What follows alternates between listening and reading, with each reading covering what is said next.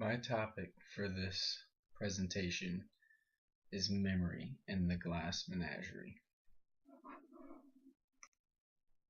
The question is, how are the characters trapped in the past? Or how do they use memory in this story?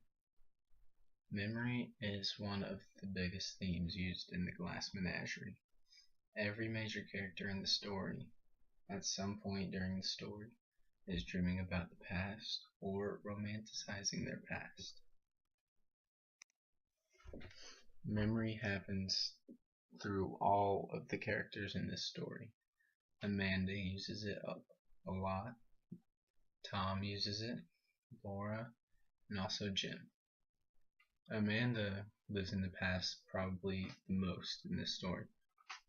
And an example is she is always reminiscing about how she had so many gentlemen callers that one Sunday afternoon. Tom, especially at the end of the story, is haunted by his memories of his family that he abandoned, just like his father did. This is how his memory affects him. Laura is living in memory a lot too, especially when she is asked about the boy she liked in high school. She had to remember the only boy she had ever liked, and that was a good memory for her.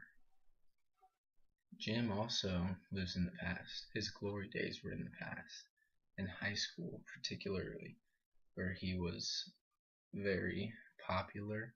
He sung in plays, he played basketball, and he was on the debate team. Amanda and memory in this story. Amanda throughout the play always talks about her gentleman callers. It happened probably 30 years before, I'm guessing, but she always talks about it as if it was the recent past, as if this was the highlight of her life. Her daughter and son let us know they hear the story so much by their dialogue at the beginning of the story. Tom says, "I know what's coming," and Laura, she wants her mom to tell the story, so she tells Tom to let her tell it because she loves to tell it, and that makes her happy. The first scene of the play is when she drops this story the first time on us. She talks about how the Sunday afternoon in Blue Mountain, how she received 17 gentlemen callers, and this is the proudest moment of her life. It seems like the dialogue before the quote and the quote lead the reader to believe that she tells the story a lot because she knows she messed up. She picked the wrong gentleman. She knows she could have picked anyone other than their father. So now she relives the day over and over again, probably wishing that she picked someone else.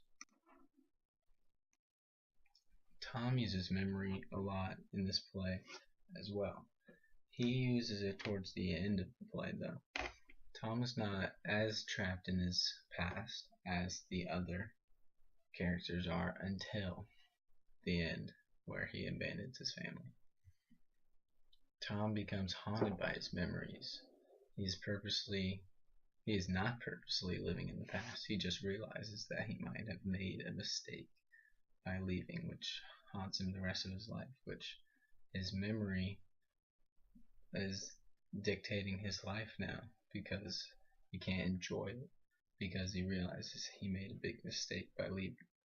This is shown when he says, "Oh Laura, Laura, I tried to leave behind me, but I am more faithful than I intended to be," which means that he thought he was going to have no problem leaving them, that he would never worry about them again.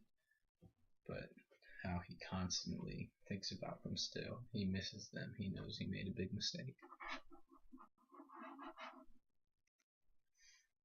Tom seems to not want to think about the past unless he has to, like the times when Amanda, their mother, talks about their father leaving them those 17 years ago. He thinks about the future, to me, or that he thinks about the past, but the readers can also tell that he is trapped in the past because of the mindset he has. He thinks about what his father did and where their father left them as a family, and he wants to do the same thing. He wants to follow his father's footsteps because of Amanda and how she treats him. But when he does leave, he becomes trapped in the past in a bad way, becomes haunted by it. As John Mason Brown says, he is reminded of Laura when he sees the glass collection in a window in a foreign port, which reminds him of his sister's glass menagerie at home.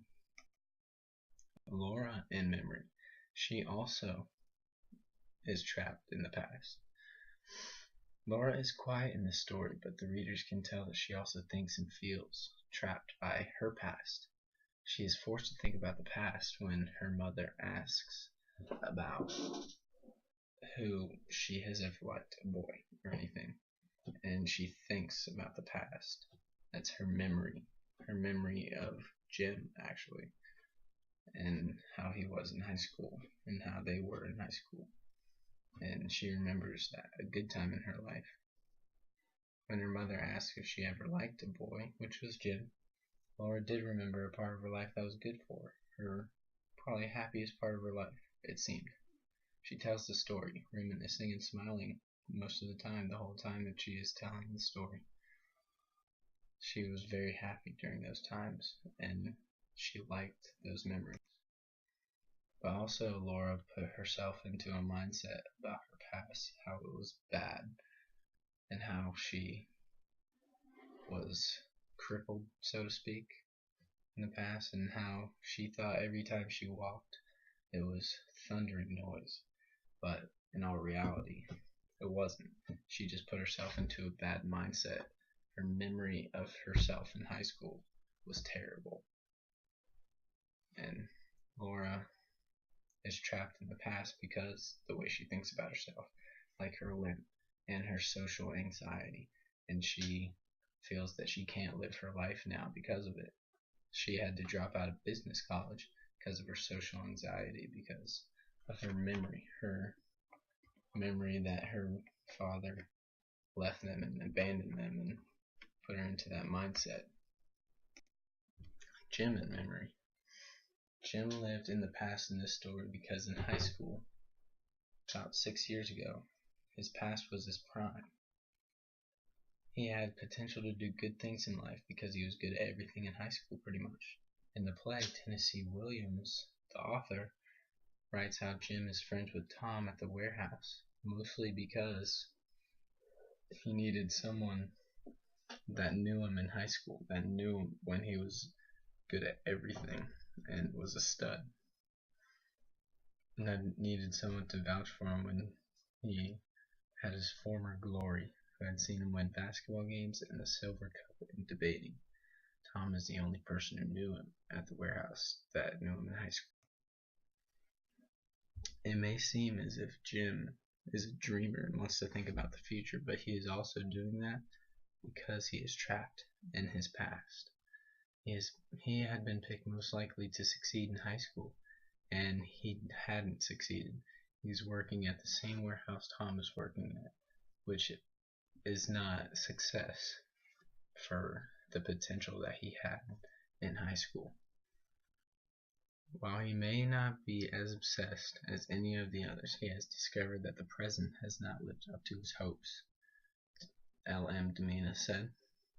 He realizes that he failed to live up to his potential in life, and that haunts him now.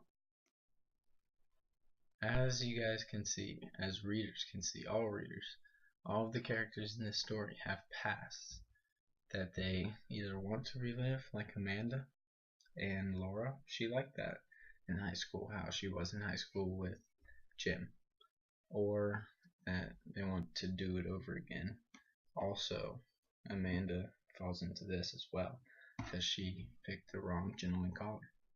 She wishes she could have picked someone else and had more of a successful career, picked someone who wouldn't have left them.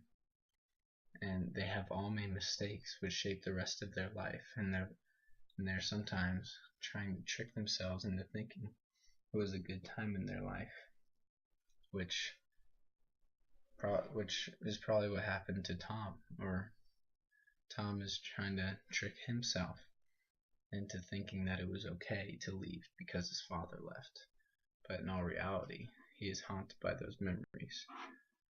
And that's about the conclusion.